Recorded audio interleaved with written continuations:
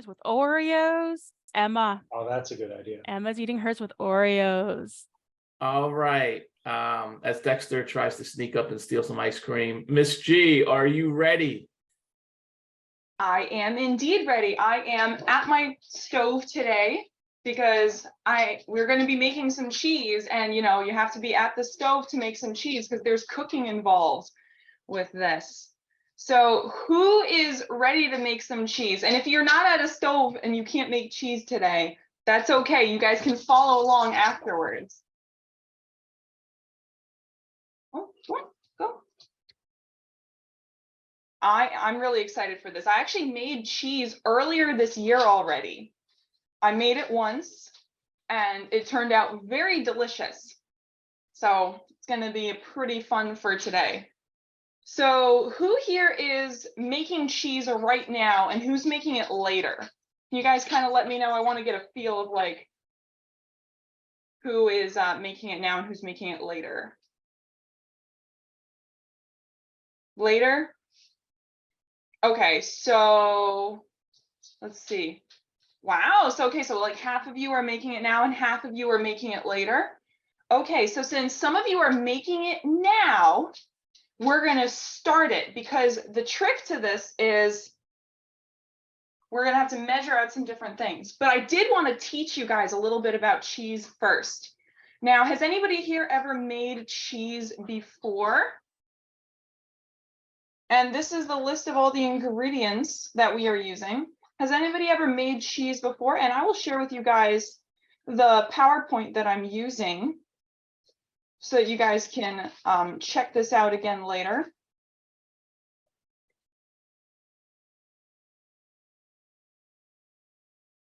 All right, so some of you have made it before, some of you haven't. If you guys want to make the cheese later, I'm going to be giving you guys a link to it later in chat. I'm not going to give it right now so that you guys can focus on making the cheese or focus on everything else. And I'll give you guys everything at the end again. And remember, you can watch the video. So cheese is really cool because it has been around for so long. Now, I want to share with you guys a little bit about cheese. So let me just app share my screen. I think cheese is super cool. All right, can you guys see my screen okay? There might be some black boxes on the screen, but hopefully you guys can still see it mostly okay. Is that okay there?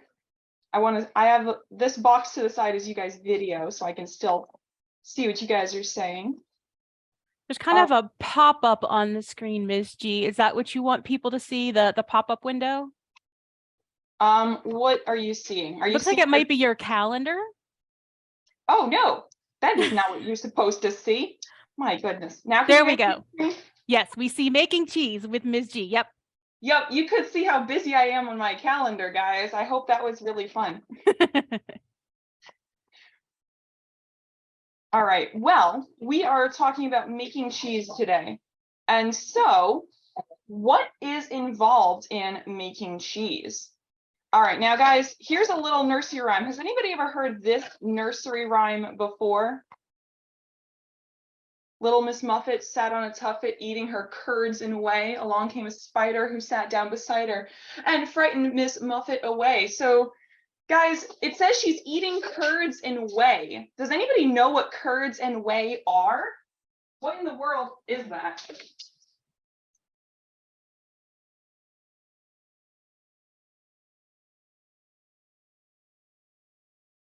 Time to take Ilya for a walk. Cheese, custard, kind of like whey protein. Interesting. So eating curds and whey. So curds and whey are two different parts of cheese. Well, part of the cheese making process. So when you have milk, now here's just like a nice thing of milk. Milk has a lot of different stuff in it. It has fat, It has protein, it has water, and curds and whey are what happen when you start to separate the milk to start making cheese, when you start to sour it a little bit. And if you guys have any questions, just type them right into chat. So I see Bellamy, if you have a question, you just type that on in. So curds and whey are something we're actually going to be making today. So that's pretty cool. Now, I do have some important words because you guys made lava lamps the other day, right? Did you guys make lava lamps the other day? Did you learn any of these words when you were talking about lava lamps? Mr. Cleary, did they learn about hydrophilic or hydrophobic the other day? We did not go over those words. We use the terms polar and non-polar.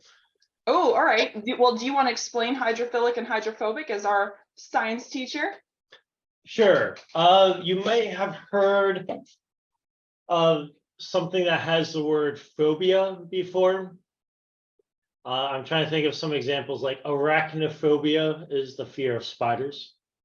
So hydrophobia is essentially the fear of water. Now, we normally use this to describe materials. So a material cannot actually be afraid of water, but what it does mean in this sense is that it likes to avoid water. So like vegetable oil and water that we use in our lava shakers the other day, the oil is hydrophobic. It likes to avoid and stay away from water. It's almost like it's afraid of water. It doesn't want to be near.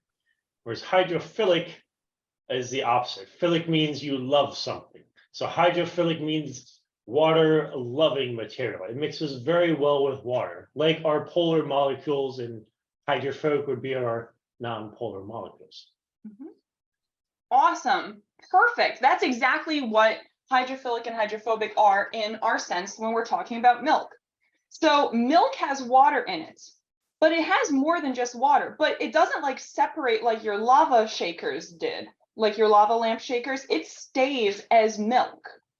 Today, what we're going to do is right now, everything that's in the milk, it's hydrophilic. It loves to be spread out throughout the milk. But we are going to make it hydrophobic by adding an acid as we're cooking it. And that is what turns milk into curds and whey. They separate. And then once they separate, we can start to make our cheese once they become hydrophobic. So this is kind of like a zoom in on the molecules.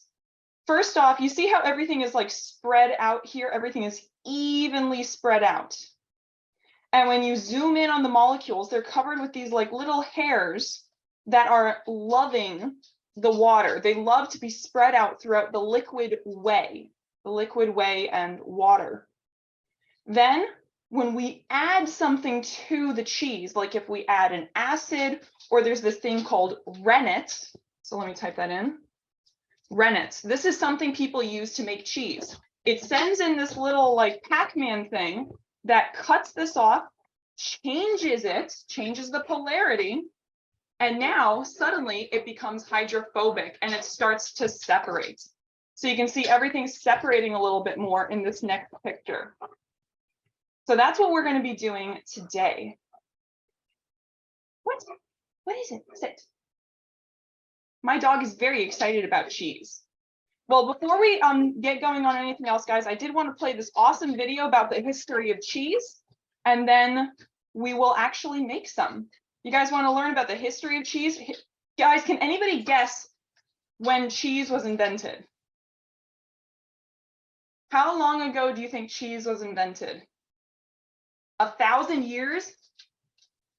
In 2015? So like 8 years ago? I don't know. I think cheese is older than 8 years old. Don't forget to take Ilya for a walk. Alexa, stop. Sorry, guys. Oh, wow. Lots of guesses. Well, let's see when it was invented in this video. Let me just minimize everything so you guys can see it nice and big.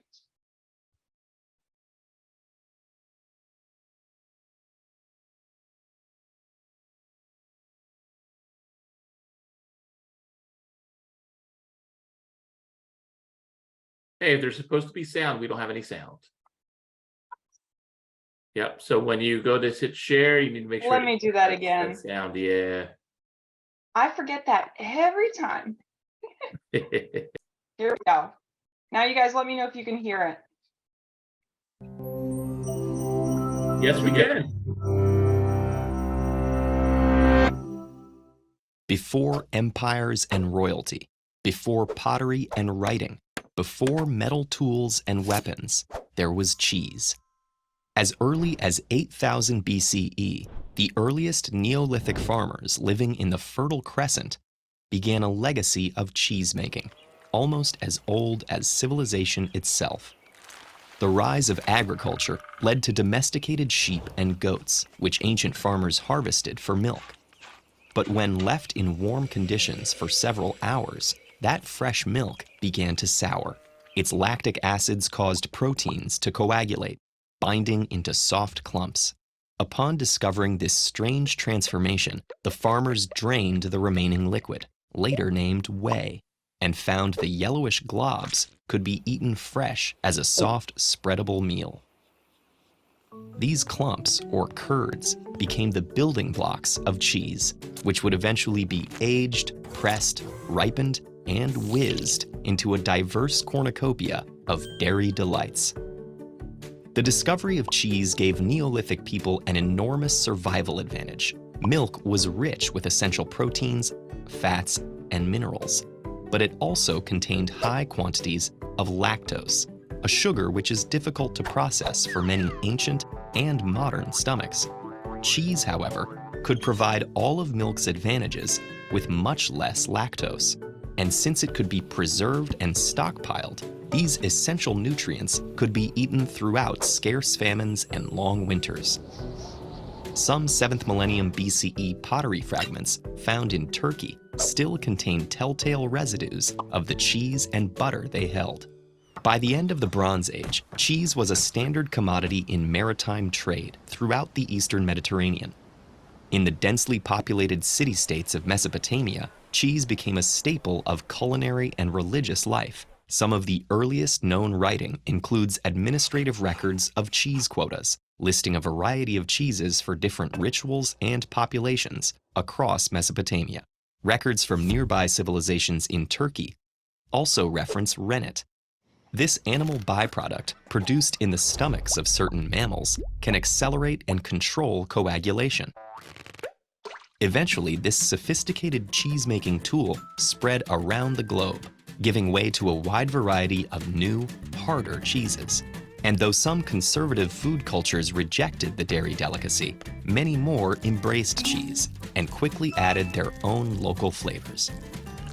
Nomadic Mongolians used yak's milk to create hard, sun-dried wedges of buaslag. Egyptians enjoyed goat's milk cottage cheese, straining the whey with reed mats. In South Asia, milk was coagulated with a variety of food acids, such as lemon juice, vinegar, or yogurt, and then hung to dry into loaves of paneer. This soft, mild cheese could be added to curries and sauces, or simply fried as a quick vegetarian dish. The Greeks produced bricks of salty, brined feta cheese, alongside a harder variety similar to today's Pecorino Romano. This grating cheese was produced in Sicily and used in dishes all across the Mediterranean. Under Roman rule, dry cheese, or caseus aridus, became an essential ration for the nearly 500,000 soldiers guarding the vast borders of the Roman Empire. And when the Western Roman Empire collapsed, cheesemaking continued to evolve in the manners that dotted the medieval European countryside. In the hundreds of Benedictine monasteries scattered across Europe, medieval monks experimented endlessly with different types of milk, cheesemaking practices, and aging processes that led to many of today's popular cheeses. Parmesan, Roquefort, Munster, and several Swiss types were all refined and perfected by these cheese-making clergymen. In the Alps, Swiss cheesemaking was particularly successful, producing a myriad of cow's milk cheeses. By the end of the 14th century, Alpine cheese from the Gruyere region of Switzerland had become so profitable that a neighboring state invaded the Gruyere highlands to take control of the growing cheese trade. Cheese remained popular through the Renaissance, and the Industrial Revolution took production out of the monastery and into machinery. Today, the world produces roughly 22 billion kilograms of cheese a year, shipped and consumed around the globe. But 10,000 years after its invention, local farms are still following in the footsteps of their Neolithic ancestors, handcrafting one of humanity's oldest and favorite foods. Find out how Swiss cheese gets its holes by watching this episode, or trace the fascinating and often cruel history of chocolate with this episode.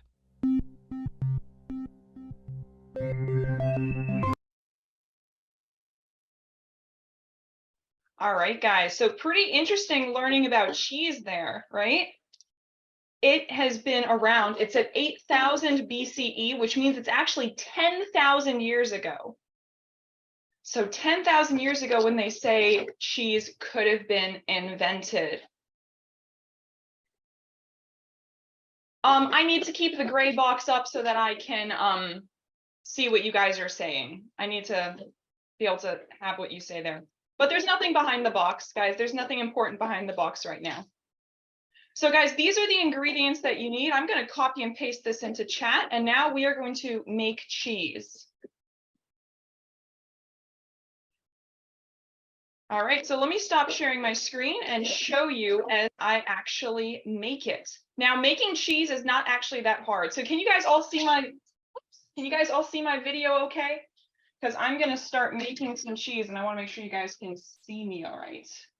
Let me turn this camera a little bit. All right, so let's see. First things first. If you guys are making your cheese right now, get out your pan or get out your pot, whatever you're doing with it. So you want to get that out. I'm going to put it on the stove. Actually, I'm going to put it on this closer ring. And I'm going to turn it on. Now, if you guys aren't allowed to cook by yourselves, that's okay. Make sure you double check that you are allowed to cook by yourself, or else you guys can make this later with your parents. So I'm starting to turn it on. Now, this is the important part. We want to start cooking our milk. When you start cooking your milk, it begins the separation process. It helps everything to start breaking down in the cheese. So I am measuring out 2 cups. Now, when I measure out 2 cups of milk, how much cheese do you think I'm going to get if I make 2 cups of milk? Oh, Hector and Amaryllis, that might be a good idea. But if you have just like a metal strainer or something, that'll work too. Just the most, it's just as much as you can strain away, because 1 pound of cheese, I don't think it'll make quite a pound, because, so there's 2 cups. Do you think we're going to end up with 2 cups of cheese if I'm using 2 cups of milk? Alejandro, Miguel, that's a good guess. Probably more about 1 cup, because remember, like we said, curds and whey. So this is going to be separated into curds and whey. All right, there we go. Now I put it on my stove. And the next part is I just need to get it so it's hot. But here's the trick with milk. You can't leave milk alone on the stove. Guys, don't leave milk alone on the stove. It can boil very quickly and make a huge mess. So if you guys are boiling it on the stove, you want to keep an eye on it, okay? Yeah, we'll see, Dylan. I'll have to measure out the cheese when it's done and see how many cups it makes. So now that's heating. While it's heating, we need to do our next step. And our next step is we need some lemon juice, okay? Now, who's using lemon juice? Did you catch in the video, they said in India that they use things like lemon juice, orange juice, vinegar to make their cheese. So today I'm going to use lemon juice. But if you don't have lemon juice, guys, that's okay. You can use vinegar too. Guess what? It doesn't taste like lemon juice or vinegar when you use that to make your cheese. It just tastes like cheese. I'm just using different things that have acid in them. So what I'm gonna do now is I'm gonna measure off my lemon juice into a little cup because it says 2 tablespoons in the recipe, but I like to add it in slowly. Sometimes I don't need to use 2 tablespoons, but I'm gonna measure out 2 tablespoons just to be ready. So the tablespoon is the big measure. The teaspoon is the smaller measure. So make sure you're using your biggest measure. I'm measuring out 2 tablespoons. All right, perfect.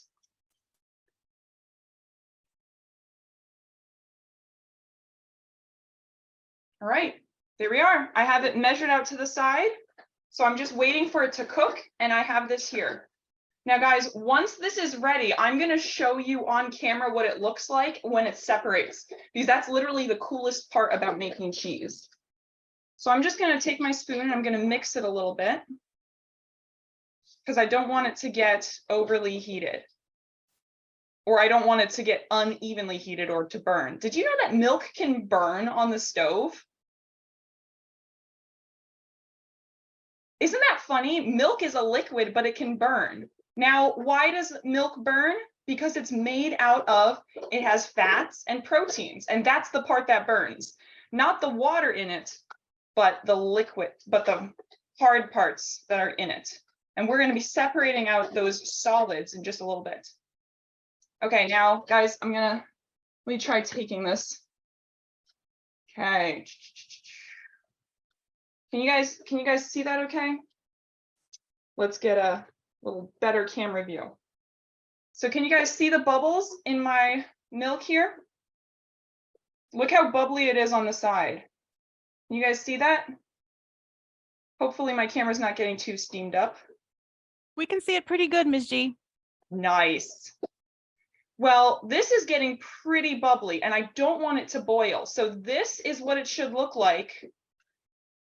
And I'm almost going to be done cooking it now.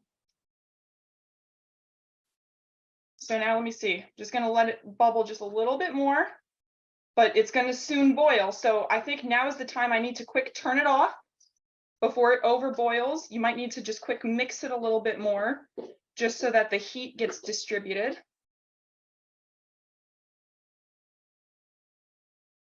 Well, if you don't see bubbles in mine, that's okay. But when you're making it yourself, you'll see the bubbles. It might be a little hard to see them on my screen. And now here's the part where I add in my acid. Now this part's really cool if I have enough acid. I'm actually gonna, oh, there we go. Now it's mixing in. You know, I'm actually gonna add the whole thing. I don't mind if my cheese has a little bit of lemon flavor. All right, so let's see. Ooh. Now, can you guys see that? There's a little bit of a swirl of lemon going through it. I'm going to mix it. Oh, look at that. Something has changed. That doesn't look like milk anymore, does it?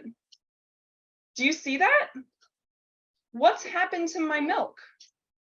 Look at that.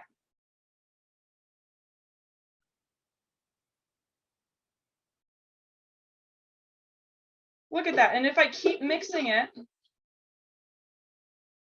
whoa, guys, what has happened to my milk here? I added an acid and look at this. There's chunks in it. It's chunky milk. It's curdled. Yes, it's curdled. If you ever leave milk too long in the fridge, this is what will happen to it eventually. It'll become all soured up like this through the natural lactic acid in the milk. Look at that, guys. So these are your curds. The liquid is the whey, and the curds are these chunky bits. So I'm just going to let it separate just a little bit more. It is really cool, right? And people saw that milk would get sour if you left it out too long, naturally. And then they figured out ways to make it sour quicker so that they didn't have to wait for it to get sour. All right, so now this is all separated. Now here's the part where I need to drain it off to the side. So I have a lovely bowl. And I'm going to now be draining my curds and whey. And I'm going to drain them over a bowl. Now I'm going to be using this strainer. If you guys are using a strainer, that's awesome. If you guys want, you can use a cloth to strain it afterwards, but I like to use a regular strainer first. So I'm going to use the strainer. I'm going to pour this through so that I can get these curds and whey separated. Look at that. Okay. Well, let me see. I'm actually going to switch over, I think, to my other strainer, because this other strainer has smaller holes and I don't want to lose the cheese. So I'm going to carefully pour it through that strainer. Now, I'm not doing anything really fancy right now. I'm just pouring it in. Let's see.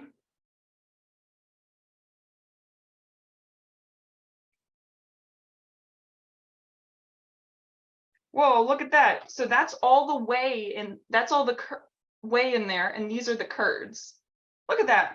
And I still have tons more.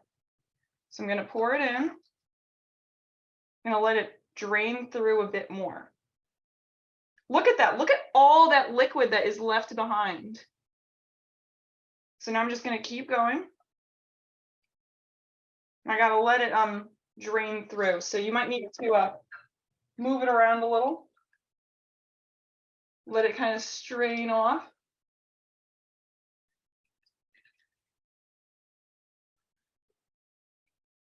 Now, this is the part where you might have to have a little bit of patience, right? You got to give it time to strain through.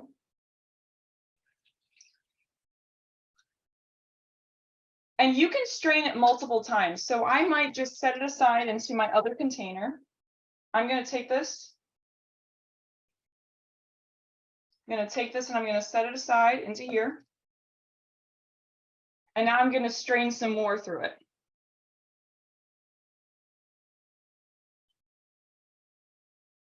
Look at that. It doesn't look really tasty yet, does it? It just looks kind of gloopy. Does that look tasty to anybody yet? No, not quite.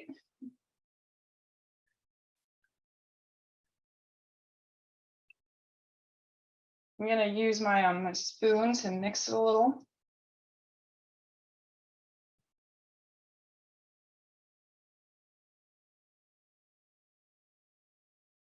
And now this is the part where using a cheesecloth can be really helpful.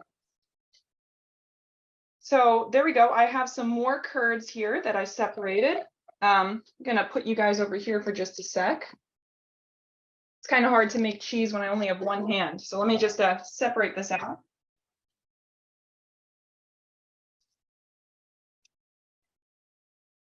Now I've gotten quite a bit.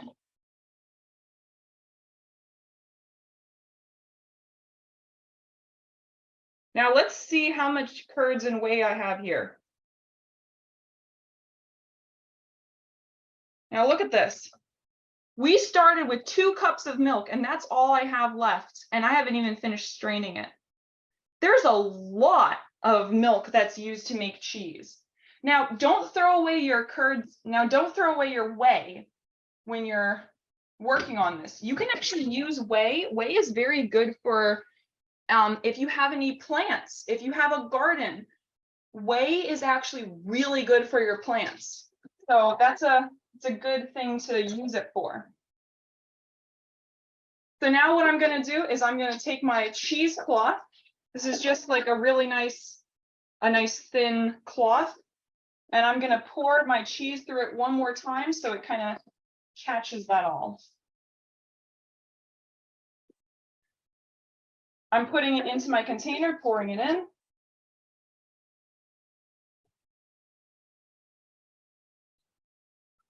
And now this part, I have to squish the water out. Gonna keep squishing some more. Look at this.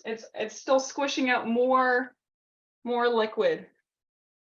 So see, I put my cheese into here and I'm just squeezing it out. So look, it just still has more and more liquid. It is pretty hot, so I'm just putting it a little bit. And now when I'm done, I think that's pretty good. It doesn't have to be perfect, your cheese. Sometimes it's nice to have a little extra liquid to it.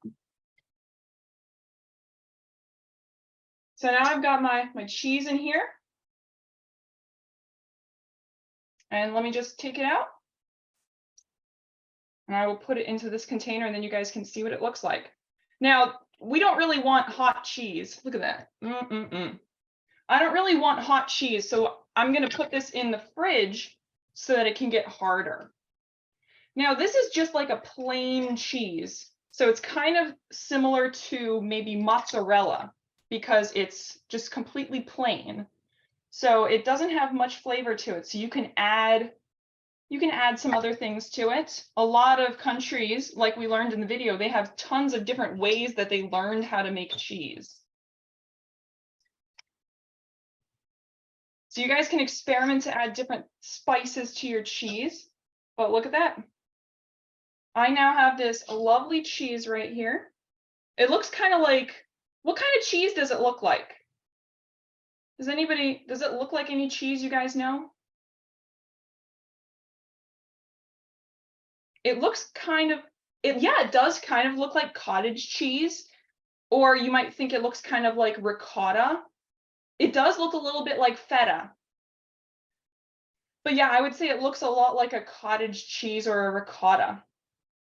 And so now this, I'm going to take it. If you wanted, you could try straining it through the cloth one more time, but I think it looks good just the way it is. So now I'm going to take this and I'm going to put it in my fridge, and then I will have some lovely cheese. So guys, what do you think? Isn't that random? We just made cheese from milk and lemon juice, and that's all. I could add a little bit of salt or pepper to this if I wanted. It's pretty good. It is hot though. It's warm cheese. I think I'm gonna go put this in the fridge.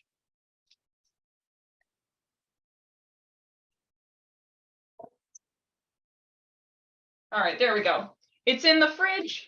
It's all good. I will be using that cheese later. So guys, what do you think? Was that cool to be able to make cheese? Did anybody get to make some? Did anybody have some you want to maybe show on camera, show what it looks like so far? Mine looks kind of like just a mess right now because my stove is a mess. Did you guys, anybody make some? If you want to share a picture of it, you can. I know a lot of you decided that you were going to be making it later. So that would be really cool if you share some pictures of your cheese later on. I see Tristan and Grayson look like they made some cheese. Oh, on camera? Let me see. Yeah, there's a little blue bowl they're showing off. Oh my Looks pretty goodness. good. That looks awesome. All right, wait, so what did we make this week? You guys made cheese and you made butter and you made ice cream. Nice job, Tristan and Grayson. That looked really good. And it's like a really soft cheese, so it's easy to spread on bread. You could even spread it with a spoon. It's so soft, right? I mean, you could, Jack, you're right. You could drink the whey. Should I try it?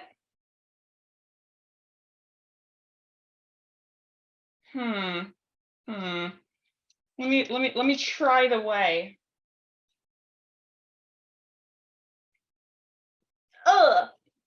Ew, guys, don't drink the whey. Ugh. It tastes, I don't know, it doesn't taste good. Yeah, it's pretty nasty. You could drink it. It's really good for you. It's very healthy, but it doesn't taste very good.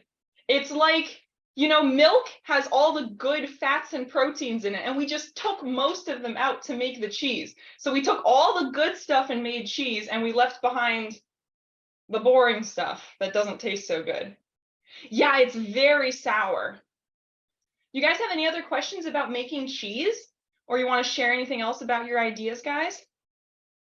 I have an idea for what I'm going to do with my cheese. I had some homemade cherries and I made jam, and I think I'm going to have cheese with cherry jam on some bread. I think it'll be really good. But milk is a really great tool, isn't it? You can make butter and you can make whipped cream, you can make ice cream, you can make cheese. Like, milk is the best thing ever, I think. to make stuff out of. Do you guys have any other questions? If you add salt, it'll be a little bit salty and it'll actually taste pretty good, Tristan. So the salt won't do anything more to it now that you are done. Yes, Hector and Amaryllis, that's a good question. Can you let it sit to make it harder? You can. So I pressed mine into a shape and I put it in the fridge. If you want yours to be even harder, you can put something on top of it to squish it. So if you squish it even more, that will make it a harder shape. So if you get it in some kind of container that can squish it smaller, that would make it even harder. William Isaac, did you try the whey? Don't drink it. Did you try it? Is it pretty nasty?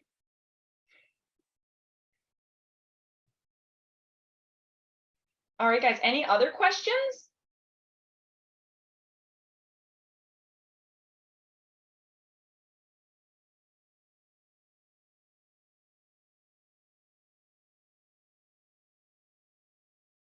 No other questions right now? Now, guys, you guys made butter and cheese this week.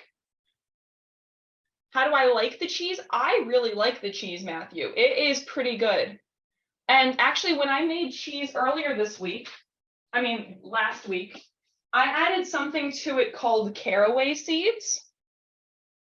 I will add caraway seeds to my cheese because that's a traditional type of cheese, like cheese that you just make like this with caraway seeds in it is a traditional Latvian cheese, and my family is from Latvia, so it's fun to make traditional cheeses like that. Oh, Layla, that looks good. Nice job making those curds there. Boy. Yeah, did anybody else have cheese pictures you wanted to share or put on camera?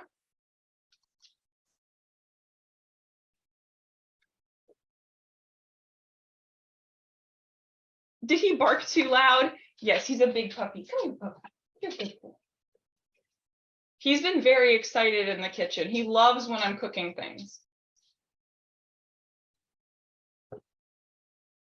Now, guys, he is a loud dog. I think he thinks there's going to be I'm going to get a package delivered, and he gets very excited when there's packages. Now, guys, I do have something really cool to share with you. So if you guys have any other questions or you have other things you want to add, you can do that. But here is the PowerPoint, and this PowerPoint has the video and it has the directions for everything. So if you click on that PowerPoint, you guys can get to all the videos and information. And let me see, actually, I have, at the end of this PowerPoint, I have a really easy bread recipe. Like a super easy bread recipe that only has 4 ingredients.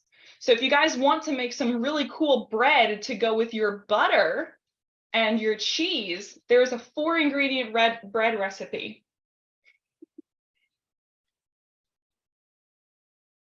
So if you guys want to do that, it's pretty cool. It's called a soda bread. So it uses baking soda and it uses sour buttermilk. Did anybody ever mix baking soda and vinegar together? And then it gets all fizzy? Did anybody ever do that here?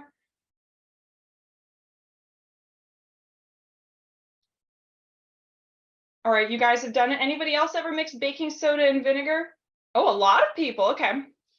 So soda bread uses that reaction of getting all fizzy from vinegar and something sour. So it doesn't have to be vinegar. You could mix baking soda with like lemon juice or something else that has an acid and it would still get fizzy. So soda bread uses that fizziness to make bread because it's nice when bread is all fluffy and has like air holes and bubbles in it, right? So we need somehow to make those air bubbles, and soda bread uses baking soda and something sour so that it becomes a nice fluffy bread. So if you guys want to make some bread later, you guys can follow that recipe in there. And it's a very easy recipe. And like I said, only 4 ingredients. Well, guys, I think that's all I have for today. Did anybody else need that PowerPoint or any of the video links again? Or have any other questions about making cheese?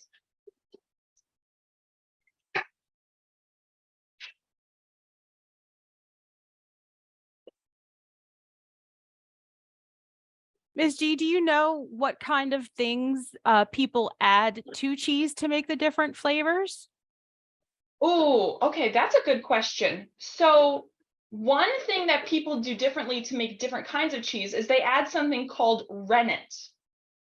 So in the video, they mentioned it that rennet is something that is in like a cow's stomach. They have a special acid in their stomach that breaks down the milk. And people realize, hey, wait, this enzyme can break down the milk. And so they've actually made now new bacteria that can break down the milk. And that gives a different flavor to the cheese than using just lemon juice, because rennet can get more of the whey and the water out. So we made lemon juice, which is a very soft cheese. If you want a harder cheese, you use rennet to make it so that it can become harder because there's less water left over. And let me see, what else is there? I know if you saw in the video, they added different things, like people add different bacteria. Have you guys ever seen blue cheese? Has all those blue swirls in it? Because people will add specifically different bacterias or molds or different things to their cheese. Now, they don't just use the mold that you like find growing in your house. They use very special ones, so don't try adding it to your cheese. But they add these different things to it. And some cheese has like air bubbles in it. And wait, why is that? They add some bacteria that makes air bubbles, so that when the cheese is being hardened, those air bubbles are in there, and then they're trapped inside the cheese. Yes, exactly, Liam. Way of the Water. Imagine like now it's a new movie, Way of the Water. It's just making cheese. That would be perfect, actually. Any other stuff, guys? The dino tour yesterday? I bet that was cool. I love dinosaurs.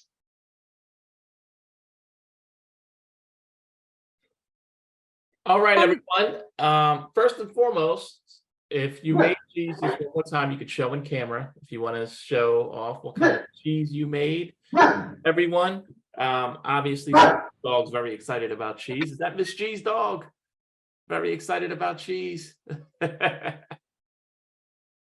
Oh, yeah, his food doesn't look as appetizing as cheese. All right, guys. So listen, tomorrow we got two very fun lessons for you. One is going to be with Mr. Cleary. He's going to be teaching us a little bit about the human body and doing a lot of different activities, which, if I understand correctly, Mr. Cleary, we don't really need much. Is that correct? We don't need any much supplies or anything like that to do what we're doing tomorrow. You have to turn your mic on, Mr. Cleary. Oh, well, if there's something wrong with Mr. Cleary's mic, we're not able to hear him. Sorry, I forgot to turn it back on. Yeah. I know if you're in camp next week, that theme is Olympics. So human body will tie into that. And I wanted to have some very light supplies. So probably you'll need a ruler, a partner, a piece of paper, some very basic office things, but nothing that's really unusual. That's pretty much it, I believe. Just paper, ruler, and probably a partner to help with some things. All right, and then also tomorrow we need to go back to another museum. So we're going to go to the Franklin Institute of Philadelphia. Some of you, your parents have asked for tickets. I've mailed them off. I will tell you, parents, if you ask for tickets, and I will shoot an email to some of you too, and you don't receive them by this afternoon, please let me know. I'm going to try to arrange with the Franklin Institute so that way if you don't have tickets just yet, that we'll have tickets waiting for you when you get there. And then if you do get the tickets, let's say Saturday or Sunday, they're good for the entire year. So you can go whenever you want. It doesn't just have to be tomorrow. So, but I don't want you to not join us because you didn't get your tickets in the mail.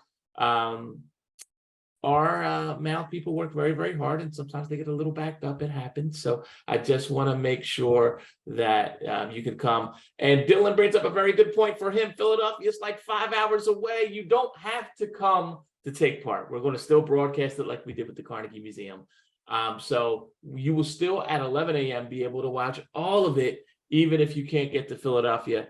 I don't need anyone to drive 5 hours for that. You don't need to do that. We still have a lesson at 10. Mr. Cleary will still be teaching at 10 o'clock. And you can, I saw some people watching this on a phone or on a tablet or what have you. You can still take part in summer camp on your way to the Franklin Institute if you're coming with us. And if you're not, well, that's okay, because we're going to be broadcasting live here too as well, because we're going to do a lot of fun with liquid, and a particular kind of liquid that freezes things almost instantly. So One of my if you want to get favorite tickets, science demonstrations.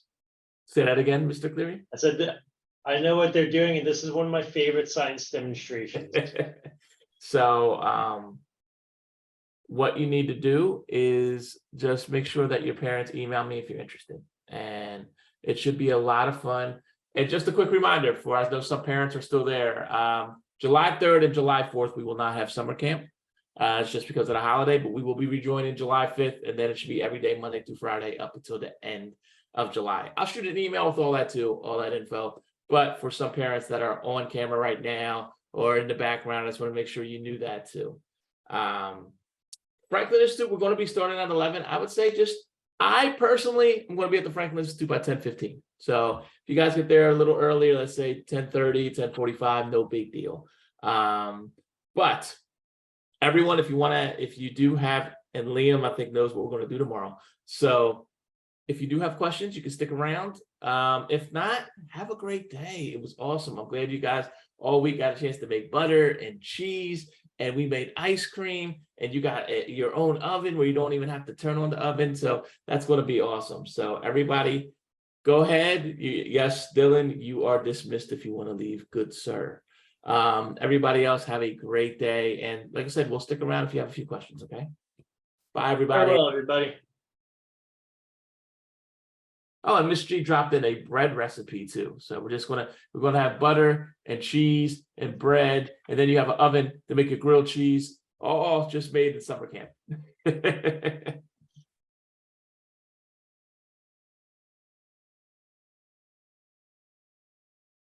Oh, I just clicked on it. It's a soda bread recipe. That's awesome.